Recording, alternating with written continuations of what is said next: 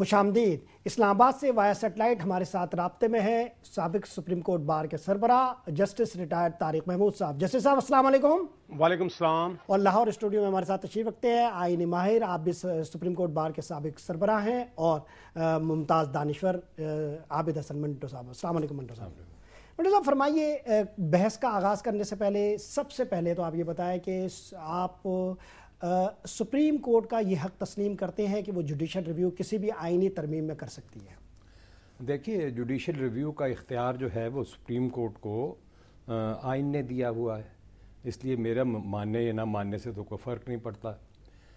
کیونکہ article 184 class 3 جو ہے آئین کی،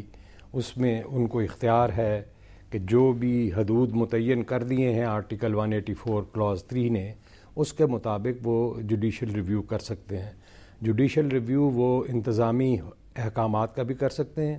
جوڈیشل ریویو وہ قانون کا بھی کر سکتے ہیں، اور قانون کے جوڈیشل ریویو کا مطلب یہ ہے کہ آئین کا بھی وہ کر سکتے ہیں۔ جسٹس صاحب فرمائیے، آپ منٹو صاحب کی رائے آپ تک پہنچی، کوئی ابہام نہیں ہے، مگر آپ کی رائے بھی بڑی مستحکم ہے۔ آپ پارلیمنٹ کے اس حق کو جو ہے وہ تسلیم کرتے ہیں کہ وہ جو آئینی ترمیم کرے اس کو جوڈیشل ریویو میں نہیں آنا چاہیے۔ سب سے پہلے تو آپ یہ بتائیں کہ یہ عدالت نہیں رہے گی، یہ پارلیمنٹ نہیں رہے گی۔ ہم جس پارلیمنٹ کو جانتے ہیں وہ ڈگریاں جعلی نہیں کر رہی ہے، ان کی اہلیت پر جو ہے وہ 10,000 قسم کے سوالات ہیں۔ آپ خود بھی شاید نہ بتا سکے ایسے 5 اراکین کے نام جنہوں نے آئین کو پورا پڑھا ہو، پھر بھی آپ یہ تسلیم کرتے ہیں کہ جوڈیشل ریویو نہیں ہونا چاہیے؟ نہیں، میں نے یہ بات تو نہیں کہی جو آپ نے فرما رہی، تو پرزیوم کی جا رہی نا بات۔ سوال دیکھیں نا، جس بیک گراؤنڈ میں اس وقت یہ سوال اٹھایا گیا ہے اس کے تحت یہ فیصلہ ہونا ہے کہ جناب بات یہ ہے کہ پارلیمنٹ پر کس حد تک پابندی ہے آئین میں ترمیم کرنے کا، کیونکہ کچھ لوگ کہہ رہے ہیں کہ جناب یہ نہیں ہو سکتی، اور دوسرا جو زیادہ اہم سوال ہے کہ کیا جو ترمیم کی گئی ہے وہ واقعی سیلینٹ فیچرز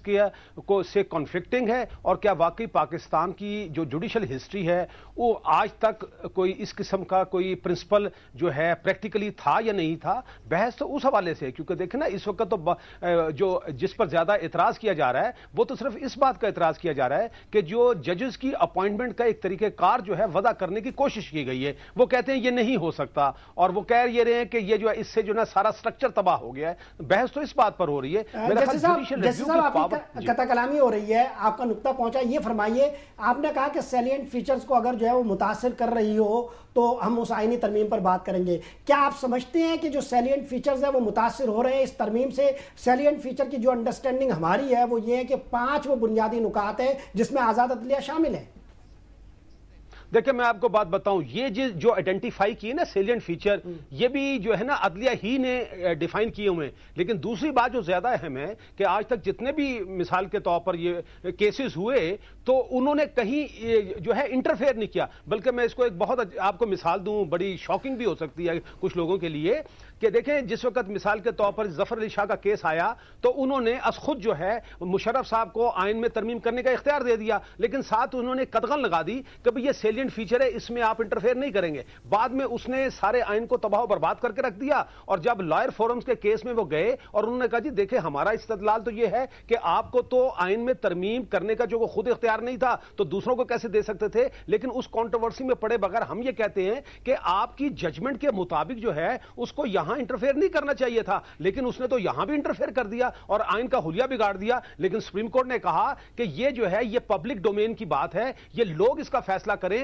اس قسم کے سوالات کو جو ہے نا عدالتوں کے ذریعے جو ہے ریزالو نہیں کیا جا سکتا۔ آپ کیا سمجھتے ہیں عدالتوں کے ذریعے ریزالو نہیں کیا جا سکتا؟ نہیں، بہت سارے معاملات ہیں، اب ایک لمبی بات اس وقت ہو گئی ہے نا، یہ پیچیدہ معاملات ہیں۔ پہلی بات تو یہ یاد رکھنی چاہیے کہ ہمارے ملک کی تاریخ ایک عدلیہ کے معاملے میں، مقننہ کے معاملے میں، ڈیموکریٹک پروسیس کے معاملے میں، ریپریزنٹیٹیو گورنمنٹ کے معاملے میں کوئی سیدھی لکیر نہیں ہے، یہ کافی پیچیدہ معاملات ہیں۔ تو اس لیے یہ چیزیں ایسی نہیں ہیں جن کے اوپر میں یا طارق صاحب یا کوئی بھی شخص جو ہے وہ ایک حتمی فیصلے دے سکتا ہے۔ ہم صرف یہ کہہ سکتے ہیں کہ پیرامیٹرز کیا ہیں، اور پیرامیٹر جو ہیں وہ وہی ہیں جو آئین نے ڈٹرمن کیے ہوئے ہیں۔ یہ بات کہ آئین کا کوئی بنیادی ڈھانچہ ہوتا ہے، آئین نے نہیں لکھا ہوا، اس کو بھی ڈسکور کرنا پڑتا ہے کہ کیا چیز آئین کا بنیادی ڈھانچہ ہے۔ بہرحال ہم اس وقت تک سب لوگ متفق ہیں کہ جہاں تک انڈیپینڈنس آف جوڈیشری کا سوال ہے یہ جمہوری پروسیس کا ایک بنیادی تقاضا ہے، اور جو چیز جمہوری پروسیس کی بنیادی